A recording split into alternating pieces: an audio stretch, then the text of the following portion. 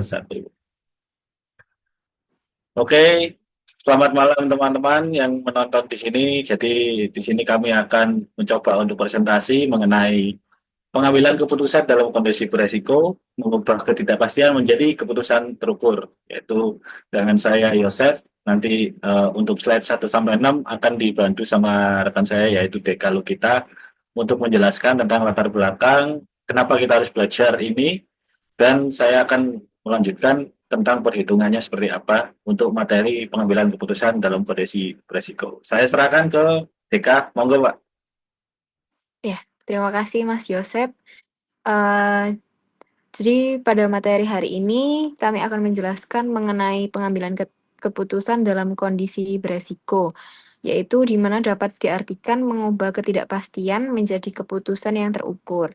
Di mana dapat diartikan di sini bahwa kita beralih dari kata menebak-nebak, ketidakpastian murni menjadi perhitungan yang matematis.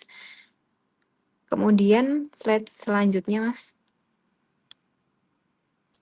Ada membangun anatomi resiko dari 3 perspektif utama. Jadi untuk memahami resiko secara menyeluruh sebelum mengambil keputusan, maka kita harus melihat dari 3 sudut pandang yang berbeda, namun saling berkaitan. Seperti yang pertama, ada potensi kerugian. Pada perspektif ini berfokus pada sisi negatif atau dampak buruk yang mungkin akan terjadi. Adanya kesempatan, chance, dan kemungkinan probability atau peluang timbulnya suatu kerugian yang tidak diinginkan di masa depan. Jadi dalam hal ini resiko dianggap sebagai ancaman terhadap nilai yang kita miliki saat ini. Ini dapat dicontohkan seperti yang pertama menyimpan uang secara fisik, seperti di lemari atau laci dengan nominal yang sedikit. Ini biasanya dilakukan oleh orang-orang zaman dahulu. Mungkin di zaman kita sudah tidak zaman lagi ya menyimpan uang di bawah kasur.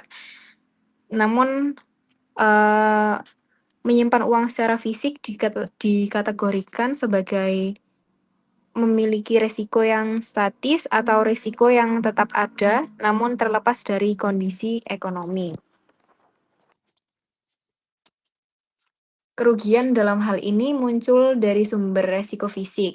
Contohnya seperti pencurian oleh oknum, kerusakan akibat dimakan rayap. Karakteristiknya yaitu jika kejadian buruk tersebut terjadi, nilai uang yang kita simpan akan berkurang secara signifikan. Mungkin kita akan kehilangan sepenuhnya dari nilai awalnya, tetapi nilai probabilitas kejadian ini sangat kecil, namun dampaknya sangat murni bersifat merugikan. Kemudian ada contoh yang kedua, di mana kita menyimpan uang dengan berinvestasi, yang dapat dikategorikan sebagai resiko dinamis, atau resiko yang berhubungan erat dengan perubahan atau dinamika keadaan ekonomi. Kerugian dalam hal ini muncul dari sumber resiko ekonomi, seperti fluktuasi harga pasar, suku bunga, atau inflasi. Contohnya seperti jika kita berinvestasi pada saham, dan kondisi ekonomi berubah menjadi lesu, maka kemungkinan kita akan mendapatkan berpotensi mengalami kerugian, dan itu nanti akan dijelaskan secara sistematis oleh Mas Yosep nanti di materi selanjutnya. Kemudian ada ketidakpastian, di mana kondisi di masa depan tidak dapat diprediksi dengan sempurna, menyebabkan hasil akhir menjadi sebuah misteri yang tidak dapat dihitung secara pasti. Jadi di sini hal tersebut dapat menyebabkan dampak nyata, seperti adanya ketidakpastian ini mengakibatkan model bisnis kehilangan prediktabilitas absolut. Jadi kita tidak bisa lagi memastikan kapan hasil positif akan diterima. Kemudian ada penyimpangan hasil, yaitu sesuatu hasil aktual yang terjadi menyimpang atau berbeda sama sekali dari hasil positif yang telah diharapkan semula. Eee, Bisa dikatakan resiko di sini yaitu kondisi di mana hasil aktual yang benar-benar terjadi itu menyimpang atau berbeda sama sekali dari hasil positif.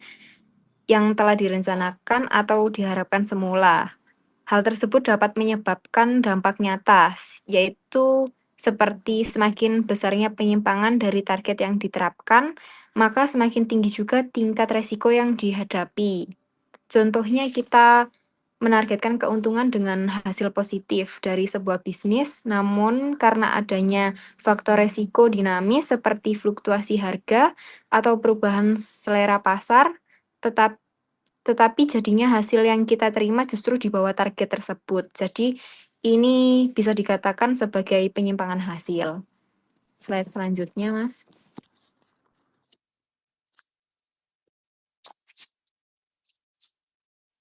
Dampak langsung resiko terhadap pencapaian target.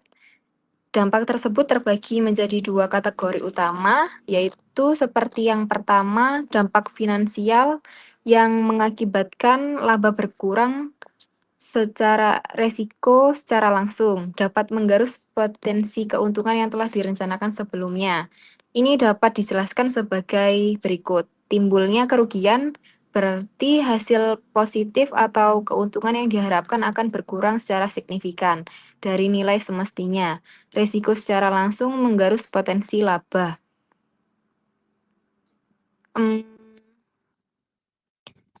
Dapat dijelaskan di sini, timbulnya kerugian berakibat resiko berarti hasil positif atau keuntungan diharapkan akan berkurang secara signifikan dari nilai yang semestinya. Resiko secara langsung berdampak menggerus potensi laba, sehingga target finansial yang sudah ditetapkan menjadi tidak tercapai sepenuhnya atau bahkan berubah menjadi kerugian. Yang kedua, yaitu hilangnya kepastian hasil positif. Hal ini dapat dijelaskan bahwa adanya ketidakpastian menyebabkan hasil positif tidak mungkin lagi dapat dipastikan penerimaannya secara mutlak, sehingga model bisnis kehilangan prediktabilitas absolut karena resiko. Next. Kemudian ada tahapan kritis dalam pengelolaan resiko. Berdasarkan sumber yang ada, pengelolaan resiko yang sistematis harus melalui 3 tahapan utama agar ketidakpastian dapat diubah menjadi keputusan yang terukur. Seperti yang pertama, ada pengetahuan dan identifikasi.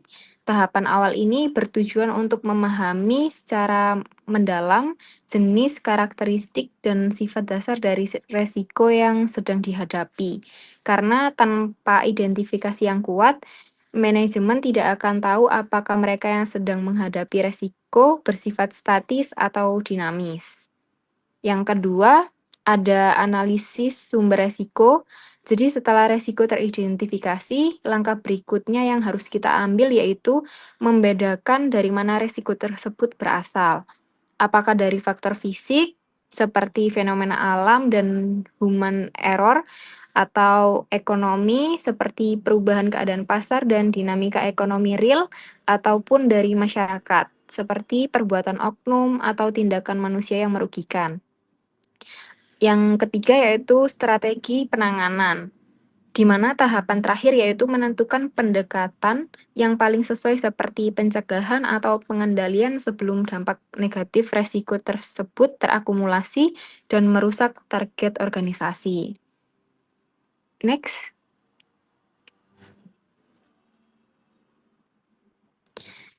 Slide selanjutnya yaitu membedakan karakteristik resiko untuk strategi penanganan.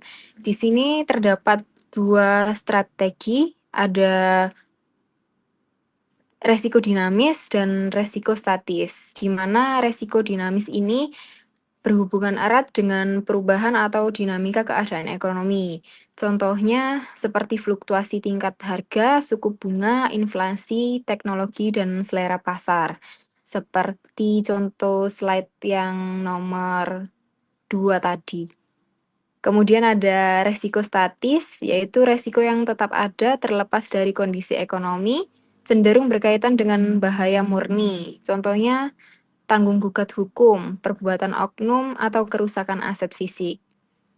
Strategi penanganan yang dapat dilakukan yaitu yang pertama melakukan pencegahan atau tindakan antisipasi sebelum resiko terjadi. Yang kedua ada pengendalian, yaitu meminimalisir dampak kerugian saat resiko terjadi. Dan yang ketiga ada asuransi, di mana mengalihkan dampak finansial kepada pihak ketiga. Next, Mas.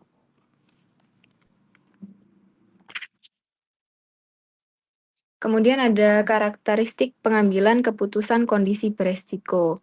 Di sini ada 4 karakteristik yang harus kita ketahui, yaitu yang pertama ada multi alternatif tindakan, di mana keputusan tidak tunggal atau terdapat lebih dari satu alternatif tindakan yang layak untuk dipilih oleh pengambil keputusan.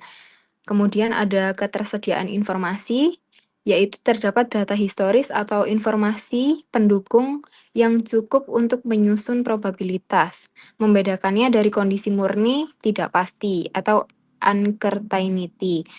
Kemudian ada peluang kejadian diketahui, diasumsikan pengambilan keputusan telah mengetahui besaran peluang atau probabilitas yang akan terjadi terhadap berbagai tindakan dan hasilnya.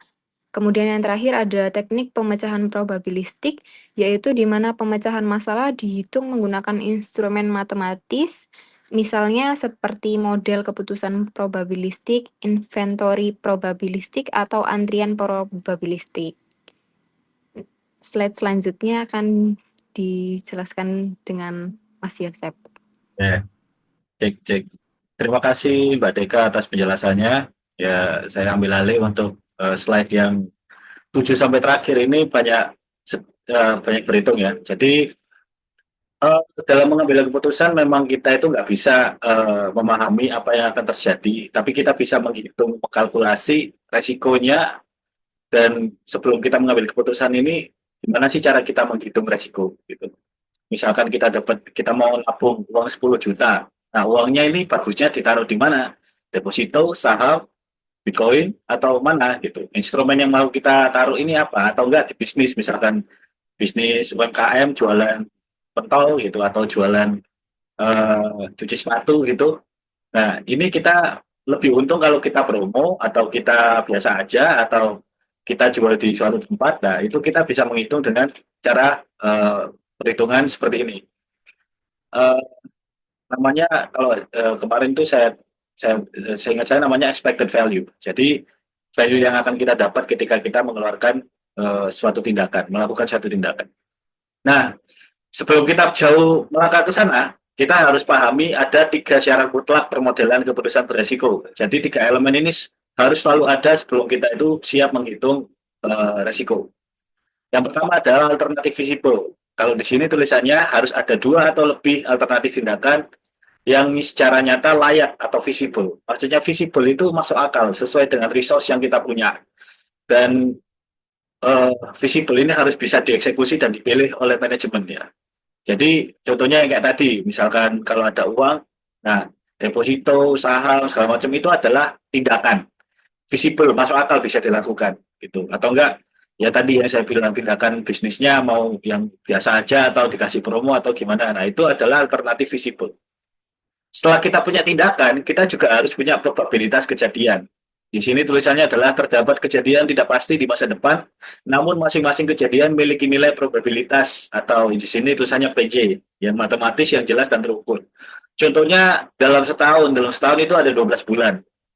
12 bulan, nyata lesu selama 4 bulan, dan normal MIP sesuai dengan modal masuk kita itu selama 4 bulan, dan juga eh, lagi naik ya kan, dapat cuannya 4 bulan, berarti probabilitasnya 4 4 4 gitu, berarti dari 12 itu dibagi 3 ya kan, itu kan rata, tapi kan probabilitas itu nggak selalu sama kan, kadang ada yang cuma untungnya cuma dapat 20%, ada yang untungnya tiba-tiba dalam setahun itu untung terus sampai probabilitasnya dalam 12 bulan tuh terjadi untung itu misalkan 60% gitu. Nah, itu kan probabilitasnya harus ditemukan dulu, harus dihitung dari data historis yang kita punya gitu. Jadi itu untuk probabilitas kejadiannya. Jadi berapa persen hal-hal tertentu akan terjadi, berapa persen lesu akan terjadi, normal akan terjadi, dan top akan terjadi. Kalau bahasa sahamnya itu bullish, ya, bullish akan terjadi berapa persen. Nah, setelah probabilitas, variabel selanjutnya adalah payoff. Nilai payoff ini memiliki Nilai payoff yang merupakan representasi hasil akhir finansial sebuah kombinasi persilangan antara satu tindakan dengan kejadian tertentu. Misalkan, kalau misalkan saya nabung segini, saya dapatnya berapa? Kalau dijanjini, kalau deposito kan biasanya nabung 10 juta, dapatnya 1 juta misalkan. Tapi kan nggak mungkin dalam waktu dekat ya. Mungkin dapatnya 100.000 kalau mau sebulan. Nah, kalau dia di deposito itu kan stabil, pasti dapatnya 100.000. Nah, 100.000 itu adalah nilai payoff gitu, yang kita dapat dari situ. Gitu. Sebagai contoh ya, ini biar lebih jelas kita ke slide selanjutnya. Nah, ini struktur matriks payoff-nya ya. Itu seperti yang saya jelaskan tadi, tiga hal yang harus kita pahami adalah ada kejadiannya, yaitu tindakan satu, dua, sampai seterusnya. Ini kan kita isi bisa ke deposito, saham, segala macam, atau enggak tindakan. Mau jalan biasa, atau jalan pakai promo, atau jalan pakai afiliator, gitu. Kita untungnya kalau misalkan lesu, ini ada probabilitas. Probabilitasnya misalkan kalau lesu dalam setahun itu kita paling lesu cuma 15% dalam setahun itu. Berapa bulan itu cuma lesu ya. Cuma berapa bulan kita lesu, paling lesu itu kita paling bottom dapat berapa. Terus kita normal gitu, misalkan kejadiannya normal berapa persen, misalkan 40%-an atau berapa. Nah, itu kita dapatnya berapa. Nah, sampai paling tinggi kita dapatnya berapa. Nah, ini kita menyusun sebuah struktur matriks payoff ya kan. Jadi ini adalah payoff-nya, ini adalah eh, probabilitasnya, dan ini adalah tindakan yang kita ambil. Jadi AIJ sama dengan nilai finansial ya, payoff ya, seperti yang saya terangkan tadi. Terus kemudian kalau misalkan kita jabarkan ke rumus expected value yang saya jelaskan tadi, itu expected value itu adalah nilai harapan matematis rata-rata untuk suatu alternatif tindakan. Jadi dalam sebuah keputusan investasi kita, ya rata-rata pendapatan kita akan dapat berapa. Kalau misalkan deposito kan gampang ya, jelas dia dapat sesuai dengan apa yang dijanjikan. Kalau misalkan saham fluktuatif gitu, lah kita menghitungnya gimana rata-ratanya. Jadi seperti ini. Nilai payoff ya yang di bawah tadi dikali probabilitas. Ya. Jadi segampang itu sebenarnya. Jadi prinsip utamanya adalah kita harus pilih alternatif yang memberikan nilai harapan tertinggi. Jadi nilai ini merepresentasikan skenario jangka panjang yang paling menguntungkan. Contohnya di tabel ini kita bisa lihat ya, studi kasusnya adalah deposito melawan saham. Nah, kita kalau deposito kan, misalkan kita ambil di posisi lesunya selama setahun itu nyata lesu sebanyak 15% ya dari data, ya kan. Terus yang normal ini 30% dan cerah 55%. Ini semua kalau di total ini 100% dalam setahun ya. 100% dalam setahun ini terjadi lesu 15%, ya kan. Normal 30% dan 55% ini cerah. Kalau kita taruh uang kita ke deposito, kita untung 20.000 di kondisi apapun. Karena deposito itu pasti akan untung di kondisi apapun. Jadi perhitungannya simpel ya. Jadi 20.000 ini keuntungan kita dikali probabilitas. Ya kan? Kita akan dapat 20.000 selama 15%. Ditambah ini, tambah. Tapi hasilnya pasti 20.000. Ya, karena apa? Karena pasti semua ini udah 100% gitu. 100% ya kan. Nah, setelah kita hitung EVO yang deposito, sekarang kita cari yang fluktuatif tadi. Contohnya saham. Sahamnya lesu. Kalau lesu paling bottom dapat 10.000. Minus pun, minus 10.000 bahkan. Ya kan? Kalau normal pasti kita balik 20.000 sesuai dengan apa yang kita harapkan. Expected value ya kan. Kalau paling tinggi kita dapat 60.000. Tapi kejadiannya lebih sering tinggi dalam setahun misalkan. Ya udah tinggal dikali aja. Kemungkinannya yaitu 10.000 dikali 15%, 20.000 dikali 30%, dan seterusnya. Akhirnya ditambah hasilnya segini. Nah, setelah itu kita mendapat keputusan bahwa menggunakan EV ini kita cari yang paling tinggi. Ya kan? Yang paling tinggi 37.000 berarti ini jauh lebih menguntungkan buat kita. Melebihi instrumen deposito. Ya kan? Deposito dapatnya segini. Ya kita udah tahu dapatnya segini. Tapi untuk probabilitas paling tinggi yang kita dapatkan segini. EV ini kita menghitung keuntungan ya. Kalau selanjutnya, kalau misalkan orang itu misalkan mengamati sebuah tindakan ya kan, apa sebuah expected value kan kadang nggak puas dengan hitungan ini doang. Saya nggak puas dengan hitungan ini, dasarnya apalagi yang bisa kita lakukan. Gitu. Apa ada tools lain selain kita menghitung expected value? Tentu saja kita punya juga yang namanya expected opportunity loss. Ya. Ini kesempatan yang hilang. Maksudnya kita itu meminimalkan penyesalan gitu. Jadi konsepnya adalah EOL ini mengukur seberapa banyak penyesalan atau keuntungan maksimal yang hilang karena kita gagal memilih alternatif terbaik untuk suatu kondisi di masa depan yang ternyata terjadi. Jadi harusnya kita bisa dapat segini, ternyata kita nggak dapat. Nah, kita menghitung berapa yang hilang sih, berapa yang kita nggak dapat. Gitu. Sekarang kita pahami dulu secara prinsip expected opportunity loss ini kayak gimana. Cara pertama ya kita harus tahu identifikasi puncaknya gitu. Kita cari nilai paling maksimal untuk setiap kalau kejadian atau payoff yang paling maksimal.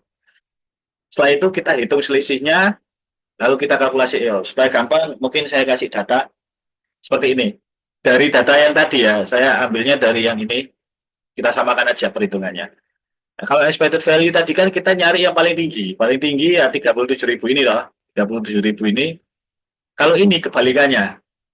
Kita lihat yang paling tinggi dari semua investasi dulu hasilnya. Misalkan gini, deposito ya dan saham.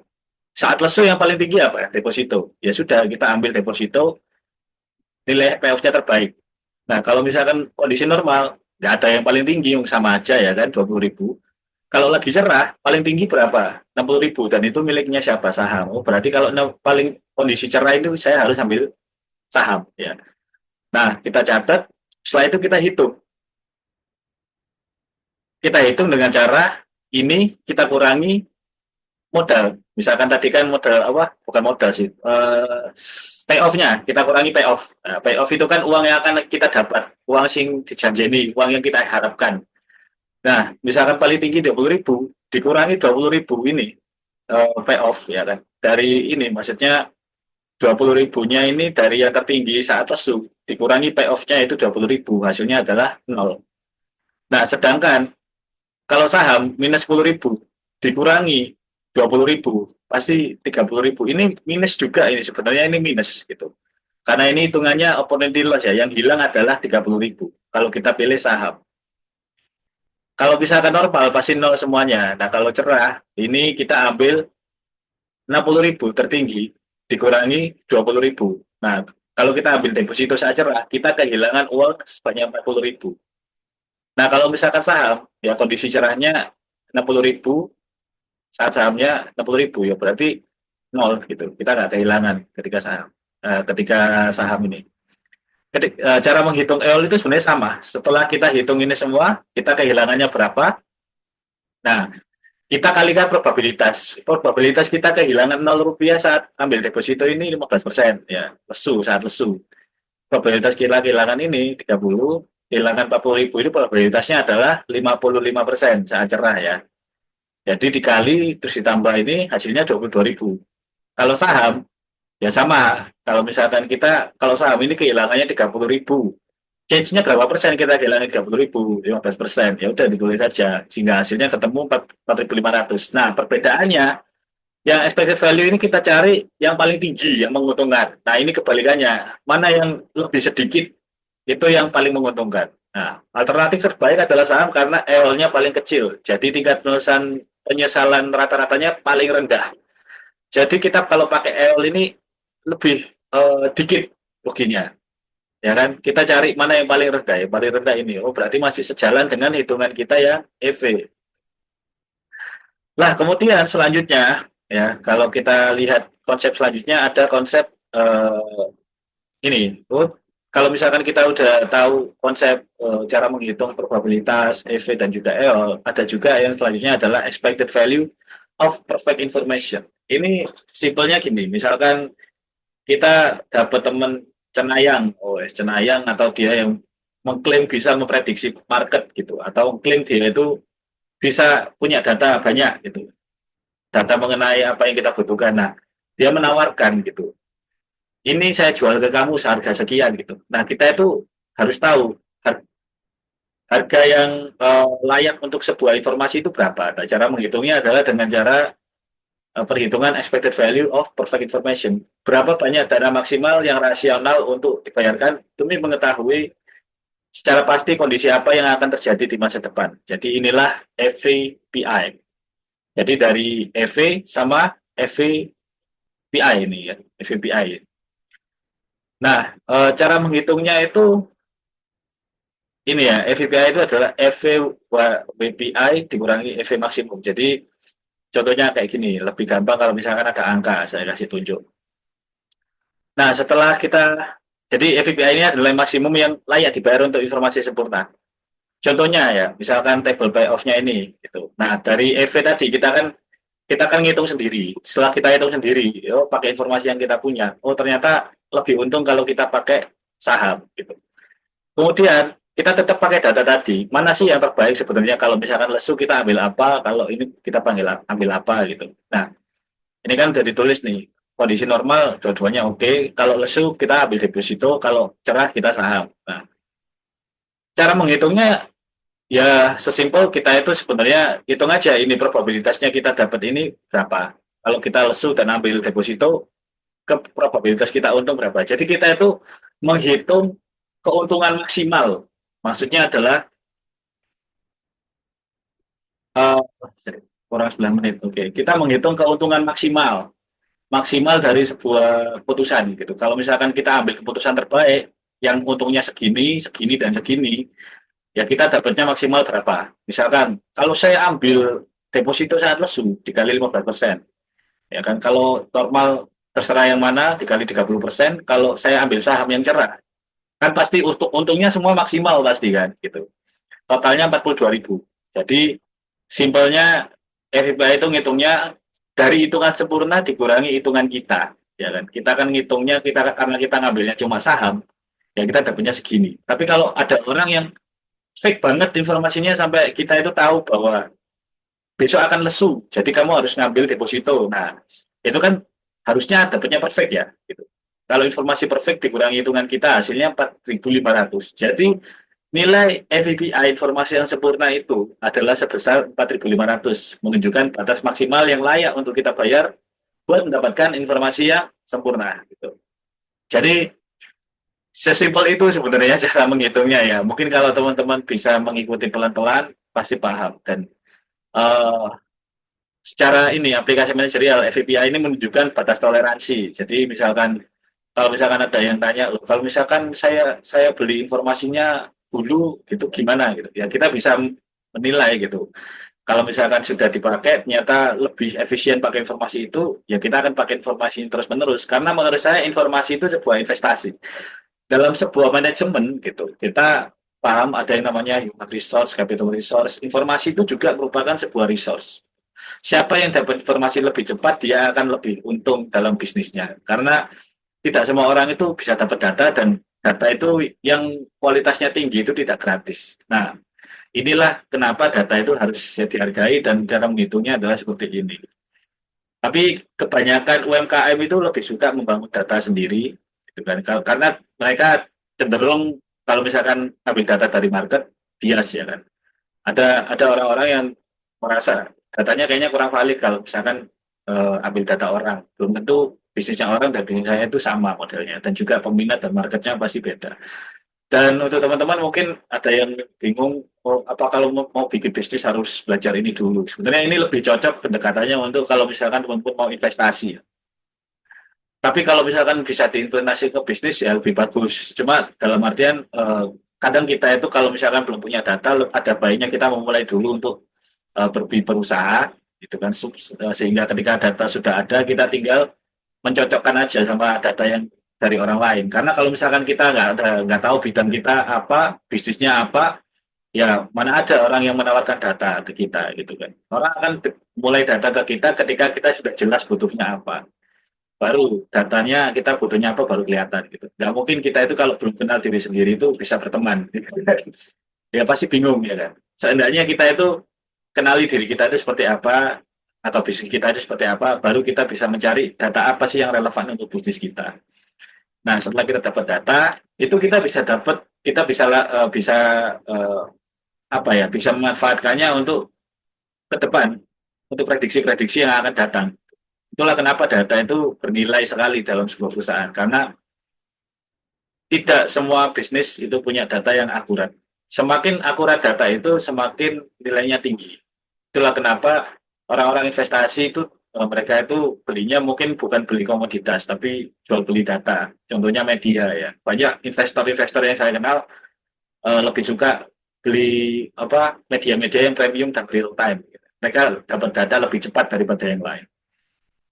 Jadi mungkin itu ya seperti yang dijelaskan dari Mbak Deka untuk rekapnya, pengambilan keputusan dalam kondisi beresiko ini memang harus kita pelajari karena kita menghadapi bisnis. Bisnis itu bukan soal asumsi tapi estimasi. Dan semua hal kalau misalkan kita bisa manage gitu, kita handle, ya bisnis kita harusnya bisa ini ya minimal bisa survive ya. Karena menurut saya lebih susah itu nge-maintain sebuah bisnis daripada membangun sebuah bisnis gitu. Karena banyak orang yang hanya berpikir ambisius membangun bisnis, ya, hanya berpikir untuk dapat 1 M tanpa mereka paham setelah mencapai 1 M itu mereka mau ngapain. Jadi pengambilan keputusan-keputusan seperti ini mungkin kita akan dihadapkan dengan beberapa keputusan yang sulit. Contohnya perang ya kan. Perang itu kan kita nggak bisa tahu ya kapan ini benar-benar itu terjadi gitu. Nah, kita harus memitigasinya dengan memahami ini expected value. Terus kita juga dikasih tool namanya expected opportunity loss, kira-kira kita akan kehilangan berapa. Dan juga kalau ada yang menawarkan informasi, kita tahu nilai informasinya itu berapa. Jadi mungkin itu presentasi dari kami, dari saya, Yosef, dan juga Deka. Dan kalau misalkan teman-teman ada pertanyaan yang menonton, silakan bertanya di kolom komentar. Semoga teman-teman dapat sesuatu dari presentasi kita, dan kita juga open buat diskusi. Semoga kita bisa saling berikan manfaat, bertukar pikiran di kolom komentar. Ya, mungkin begitu ya, Mbak Deka. Iya, Mas Yosef. Baik, terima kasih atas waktunya, dan Ya, terima selamat kasih. malam, kami undur diri. Ya.